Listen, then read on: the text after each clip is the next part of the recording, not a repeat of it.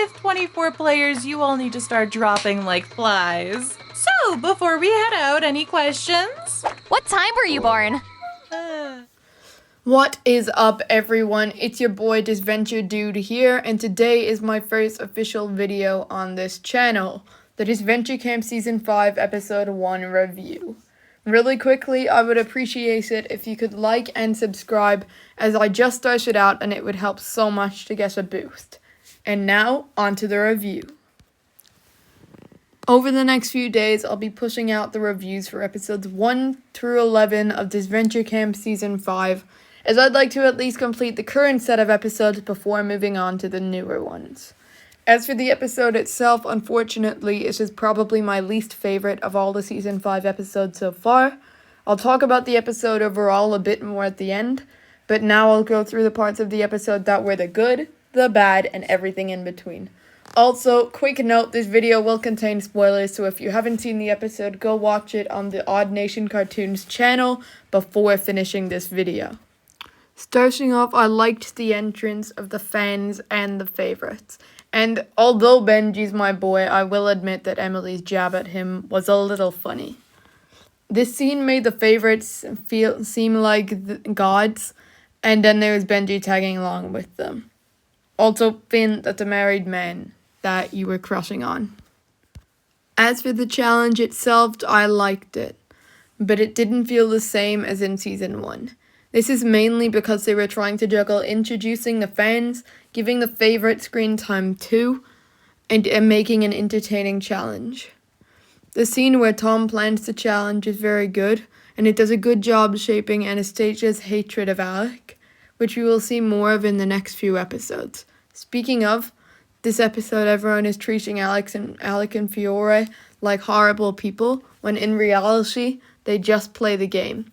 You could say the same about Spencer, but I don't see anybody hating on him this episode. Sam and Aubrey's dynamic was actually pretty good in this section of the episode, even though it didn't last that long. Although Olivia jumpscaring Sam was quite funny here, made even funnier with the fact that Ren jumpscares him in his very next scene. Ren and Dunia's dynamic is great, not just because they are the two best friends of the season in my opinion, but because their dynamic feels real and genuine, and not forced. When this episode came out, I was praying that they would continue their dynamic for the rest of the season, and not eliminate either of them pre-merge. This section was very good in my opinion, even if a little cringe. It shows just how fun some Disventure Camp dynamics can be, rather than everything being super serious all the time. Also, Ara girl. How dumb are you? This montage took like 20 seconds, at least, yet you didn't once think to shoot all of them down and run off with the flag. I think we all knew that the favorites were going to win the challenge, especially since 4 of the team's members, including Tom, a challenge machine, have all done that challenge before. I do like that Lake, a character who did pretty badly in All-Stars, was the one to win for her team though. That's pretty cool.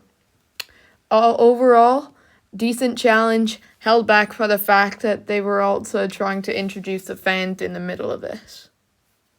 Before I get on to the elimination, I'm going to quickly cover what happened on the journey for the Steal a Vote advantage, and the scene with Rosa and Anastasia.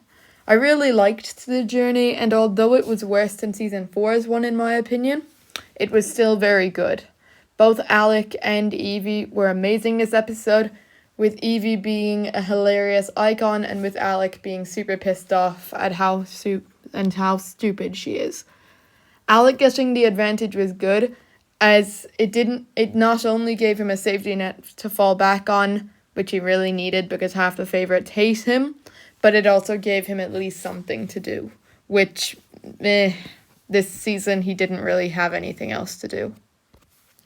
The scene with Rosa and Anastasia was really sweet in my opinion, and helps to show just how much Anastasia has grown since Season 4, and it also helps start up an arc for Rosa. Other than that, I don't have much else to say other than let's go on to the elimination, arguably the biggest part of every episode. Gonna be honest here, I didn't really like the elimination this episode, as it felt poorly written and rushed in my opinion.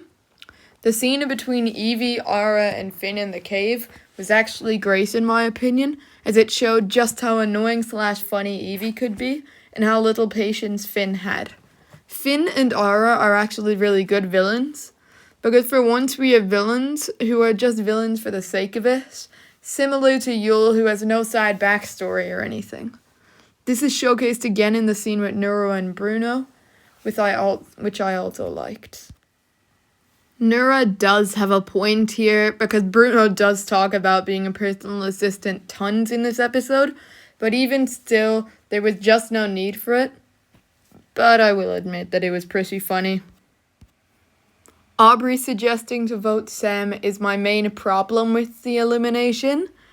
And while I get that they needed a way to vote Aubrey off, in my opinion, it could have been written much better. It felt super basic in my opinion, and I didn't like how hooked she was to the zodiac signs. It's something that even DC1 didn't really have, and that was basically kind of the starter for Disventure Camp eliminations. After the cave scene, Aubrey being eliminated was not remotely shocking. I didn't mind at all that Aubrey was eliminated because of how annoying I found her, but she was designed that way to be really annoying. I found it funny when Aubrey was raging and Sam was like, "I'm also a Virgo rising." But other than that, super basic elimination, not that entertaining or shocking, not the worst of all time. But that doesn't mean it's good by any means. Overall, the episode had too many contestants trying to be used to be much good, and even though I enjoyed scenes like the journey or Rosa learning to make a fire, they can't save the whole episode, as not many other characters did anything notable. Anyways, that's all for this video, folks. My episode 2 review will be releasing shortly, so stay tuned for that. Hope you enjoyed the video, and I'll see you in the next one. Disventure Dude out.